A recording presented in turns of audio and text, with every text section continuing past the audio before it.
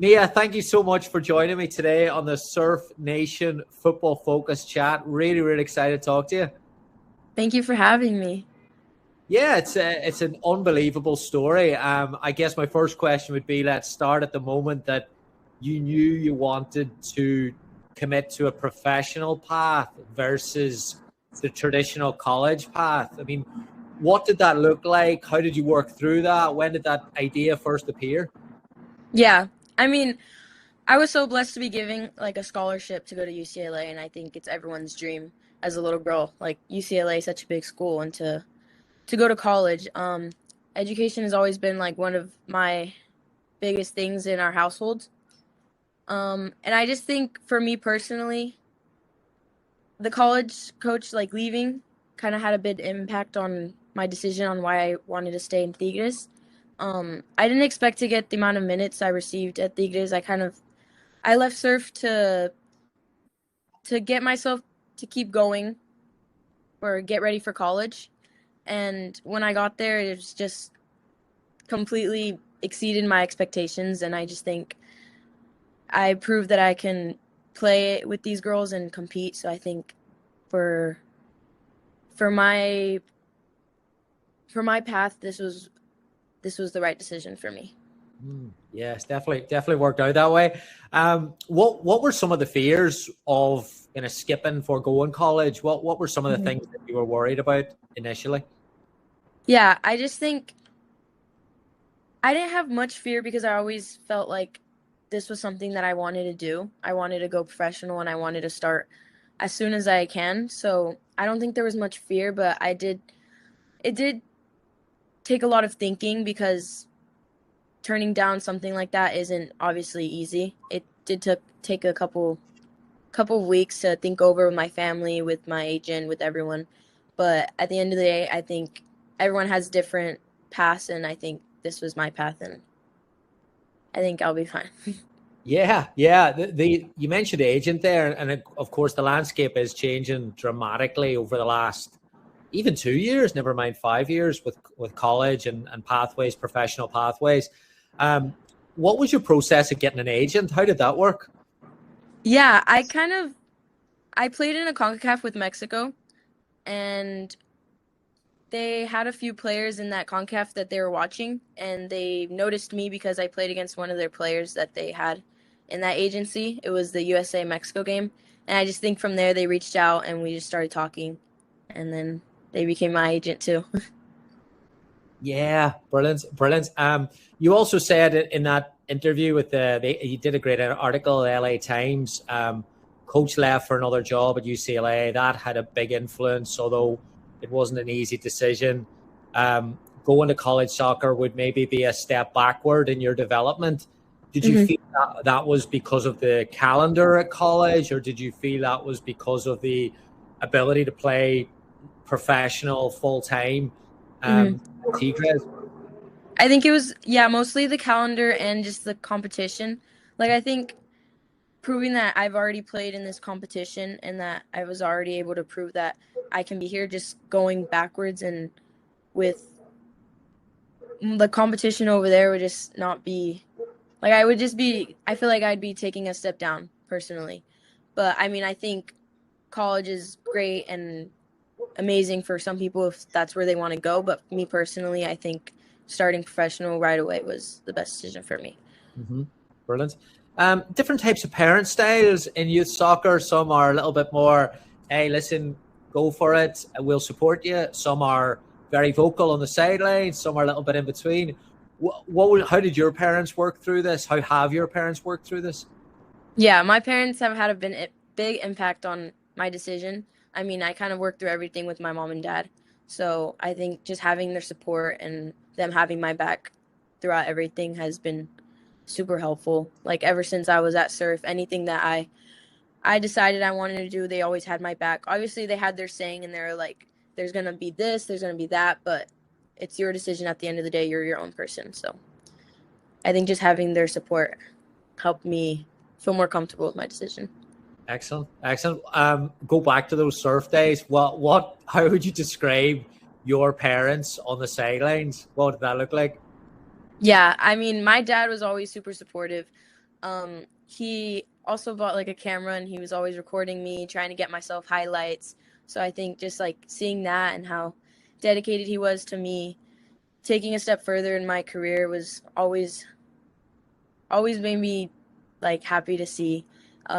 They'd always drive me to practice. I come from Bonita, so it's about like 40 minutes to maybe an hour away from surf. So it was kind of a drive, but every day after school he would pick me up. We'd go straight to school to surf, and it was just like seeing their hard work, I think has had a big impact on my hard work and why I want to achieve so much. Excellent. What did that ride home look like? You know, even if you played, you know, he's getting the clips, he's doing the highlights, Mm-hmm. he's obviously getting you there. Did your mom or dad, you know, hold off on any feedback, or did they engage with you on the way home typically, or how did that look? Yeah, they were very engaged. They told me anything. They wouldn't hold anything back. Like some parents would be like, "Oh no, you had a great game." My dad would be like, "No, you played so bad," and he would just tell me and like run it at me. But it would be kind of like he was just yelling at me. But we got home and we would talk about it more, and it was like we'd watch my games, we'd go over clips, and I think just having my parents be that hard on me like also helped me because I didn't have someone that just like pushed things away. I was like very open to feedback. So I think having my parents like just push at me and keep wanting me to get better helped a lot. All right, let's move to role models, mentors. You mentioned there before we start recording, Maria Sanchez giving you some advice. What was the biggest piece of advice you got and that helped going into the professional environment? Yeah, I think one of her biggest pieces of advice was probably the best piece of advice I got. I mean, everyone was telling me go to college, like everyone goes to college, even go for at least 2 years. But I think me personally, I didn't want to go to college. Like I obviously wanted to go to college, but for my development, I think I wanted to stay here. But I mean, the best feedback and stuff I think I got was from like my parents, just having my support, honestly, because like I said, at the end of the day, it's my decision. So everyone else's like feedback obviously would help me, but I'm the only one that knows what I want. So As you're in the environment now, do you still seek feedback? Do you still seek advice? Do you still go to people to look mm-hmm. as you are still in that development stage? Yeah, all the time. I think all the players here are super supportive and they all want the best for each other. And I like anytime I have a question, I'm able to just go up to them, ask them, and they give me their feedback. And obviously, they have many more years of experience than me. So I think having teammates like that like help a lot. And I'm able to just go up and ask like, "Oh, what do I do on this play? What do I need to do here?" And everyone wants the best for each other, and we all want to win. We all want to win. Yeah, it's all about winning at the professional level. I mean, going back there to preparing you with the mindset, how did surf? Because you're obviously as a development piece, and there is a very results angle as well on that, especially at San Diego with a rich tradition. How did San Diego surf prepare you, mentally to go into that environment? Yeah. So I came to surf when I was about 13 years old, and surf has always been the best of the best. I mean, we would always lose to them in Surf Cup. I played for Albion, so they're always a top team. Everyone wanted to play for surf. So as I got older, I think Albion was a great club. I had a great coach, but as I got older, I wanted to get better and I wanted to be more developed. So I think moving to surf was the best option for me. When I got there, I did start on second team on East Hero. So it was called a dual player. So I would play with second team, maybe get called up to the first team, and I would kind of work my way through both teams. I was doing double practices, so I would go from first team, and then I would go train with the second team, and I'd get home around like 10 p.m. So since I got to surf, I had to kind of earn my spot. And then I think just being in that environment of knowing that I had to work my way up just helped me a lot and taught me how to work hard every day, just be humble because I got there, like I was one of the best players for Albion. I got there and they're like, no, we have a stacked amount of players on this surf team. Like you're good, but you're going to need to like work your way up here. So just, I think just that like kept me humble and to handle pressure and just shaped me into a way better player.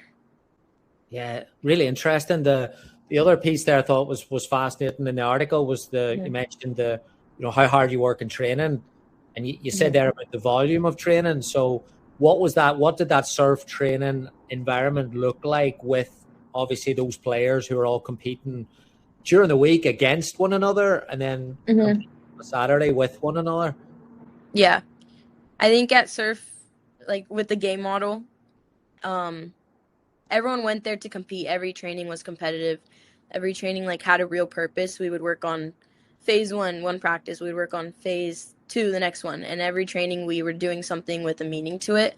And I think just playing in that style and having Andres like push at us to keep learning the style just helped me think faster and stay calm on the ball. Helped me develop me a lot. But yeah, I think just like understanding the game and knowing why I'm playing this pass, why I'm moving into this space instead of just playing it helped a lot in my development and why I was able to get here to where I am. Yeah, that's really interesting. The game model, I mean, everyone's kind of talking in the coaching community today about how to develop player IQ, game understanding for players to go to that level. And you mentioned there about Andres with the game model.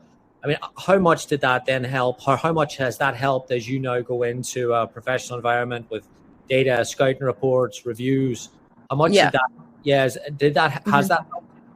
Yeah, it's actually helped a lot. I mean, when we were at surf, all the players, we'd have like meetings or like, oh, we had to do this meeting, phase one. But I mean, we would complain about it then, but like looking back at it now, it helped so much. I mean, I see stuff in our meetings here in a professional environment. I'm like, that's what my coach at my club taught me. Like, that's the pass that they taught me to play. That's like everything like connected. Yeah, fantastic. All right, moving on to, I guess, the aspect of the Mexican national team. Like, how does that? We've talked about the Tigres environment. We've talked about the surf environment. How does the national team environment? What does that game look like in difference to those other two? Yeah, I think it pushed me a lot. I was playing up a year, my first year with U17, so I was one of the considered the younger players. But I think the style in Mexico is very similar to surf and kind of here. It's just very possessive. You want to move the ball, keep it going. Like the ball moves not much as the players. Like we're not just sending a long ball. Like we're trying to actually move the ball. So I think Mexico relates to that style a lot. So I think I didn't have that much of a hard time transitioning to Mexico. I think it was very my style. So yeah, I really enjoy it. Obviously, aspirations to go to the full national team as well. Is that the next goal? Yeah, that is the goal. Fantastic. All right, last part. Let's talk about mindset and growth. Kind of going back into that there with leadership. How important do you think that leadership piece is, even for young players, to kind of learn as they're at the club level to take into not just leading others, but leading yourself as well? How important is that? Yeah, I think just leading and showing young players like what is capable now, especially with women's sports. Like before, like 10 years ago, this all wasn't an opportunity for young players. And I just think them seeing us being able to go pro and being able to take these routes have really opened a bunch of young girls' eyes and shows that they're also able to do something like this. And I just think my main goal is to lead and show young girls that they can do it, and that especially as like a Mexican American player that I'm come from the US and I'm over here playing in Mexico, and that doors are always open anywhere. Fantastic. Obviously ups and downs with the professional career and being away from family at times. How have you dealt with those lows in your career so far? Yeah. I'm really close to my family, so all my family lives in like the same area, so I'd see them all the time. So I think it was kind of hard at first leaving them, but I'm very self-oriented. I like to be alone. I like to do my own things, and that's what always my dad told me, that I'm fine with being alone. He knows that I'll be fine over here. But yeah, I mean, sometimes I do miss my sisters. I miss my family, but I mean, it's the sacrifices that you have to take and you have to do. So Yeah. What are the positives about going to a different? I mean, sure, the city. There's got to be some amazing opportunities. What have you kind of taken advantage of as you've moved away? yeah, I mean, I've just kind of taken advantage of, like, after training, we have our own free time. So, I mean, I do all the work in the morning. I get everything done, do the gym, we train. We're about there for like maybe 5, 6 hours. And then after, we have the whole rest of the day for ourselves. So I kind of just talk with my friends and we hang out. So it's really nice. Brilliant, brilliant. All right, a couple of big ones before we finish. What would be one thing you would tell your younger self as you embarked on the journey, knowing what you know now? Yeah. Um, to my younger self, I would just tell her to have fun, to not stress so much about your future, and to know that everything's going to work out in the end. Brilliant, brilliant. Goals for the next 5 years. You talked about the national team. What are you looking to achieve for your game? Is there any specific area that you're trying to improve at the minute? Yeah. My one of my goals for this year, we have the U20 World Cup, so I want to make that. So that would be 3 years playing up. So that is one of my goals, to be playing in that U20 World Cup, and a longer goal would probably be to make the senior team World Cup, which, yeah. Love it. Love it. All right. Of course, you're going to have people listening, young players listening. Um, what advice would you have for a young player who has aspirations about this, is just starting the journey? Like what would you say? They're looking at college, they're looking at professional. There's a lot of noise around. How do they navigate around it? Yeah, I think everyone's their own person. I think they have a lot of models to look up to, players that went to college and went pro, players that went straight pro. So I think them having those players to look up to and see that any route you take, you'll be fine. Like, everyone's path's different. So I think just them knowing that whatever they choose, they'll be okay, they'll be fine.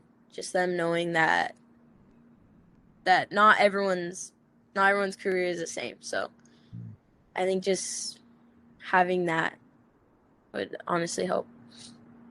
There's also a lot of noise around practice time and training. How would you advise someone who's maybe been told you got to be at a technical level to play at the next level, and then there's people saying, listen, go to a one-to-one trainer or do this by yourself? Or what has worked for you in that area? For me, when I was little, I never did one-on-ones training and stuff. I kind of got more into that when I got on the national team. So had this trainer, David, and he would work just small touches. But honestly, while you're little, I personally don't think any of the personal training is necessary. I think when you're little, you just kind of want to have fun, play, and kind of just express yourself. So I just think in that aspect, like, just being able to just play. And then maybe once you're older, get into the one-on-one trainings and stuff. But I think not everyone needs a trainer. I mean, if you have a ball and a set of cones, you have yourself or your dad or your sister, I think you'll be fine. Yeah, you mentioned there that fun, and that also could be tied in probably to love of the game. And sometimes that gets lost as the game becomes a job or the commitments start to rise. Yeah. How have you protected your love of the game as you've developed and progressed? Yeah. I mean, sometimes it can be hard. I mean, you have a bad game and you're like gosh, like, you're just draining on it the whole time. You watch your film and you're like, oh God. But I mean, just having people and friends and family to take your mind off that, having other hobbies in soccer, not just having just soccer to depend on, I think it helped a lot, just to like get your mind off things and know that your whole life doesn't revolve around this sport. I mean, it may seem like it sometimes because it's kind of like your job, but I mean, there's other parts to life. When you're away you're kind of done your training, and how much are you watching the game as well? Are you someone who watches the game 24/7, or do you need Yeah. breaks? No, I can watch the game 24/7. I love putting on a game, watching Barca, watching college soccer, watching women's anything. Like I love just having something to watch. And not even just soccer. Like I love watching sports like football, baseball. We're very like my family's very sporty. Like we all watch sports. My dad loves football, my sister baseball. Like we all love to watch everything. So I think we're also just a very competitive family. So You mentioned Barca there. What player in world football do you watch and think, yeah, that's what I want to be like, or that's who you kind of model your game on? yeah, well, my family we all became a fan of Barca obviously because of Messi. So I think Messi's always been my favorite player, just his IQ, especially because how small he is and how he's able to. He's smaller, but he plays like he's such a bigger person. But I think he's such a big inspiration on me. But there's a lot of players from Barca that their IQ is just crazy. Like everyone that was grown in La Masia is just they're insane. Different level. Do you still keep in touch with the group at Surf? Do you still keep in touch with the coaches there? Yeah, I keep in touch with everyone. I just saw Deza the other day. He showed us his like farm and everything. Me and my teammates went over. So yeah, I keep in touch with everyone. I try to keep in touch with everyone. Fantastic. Great stuff, Mia. I really, really appreciate it.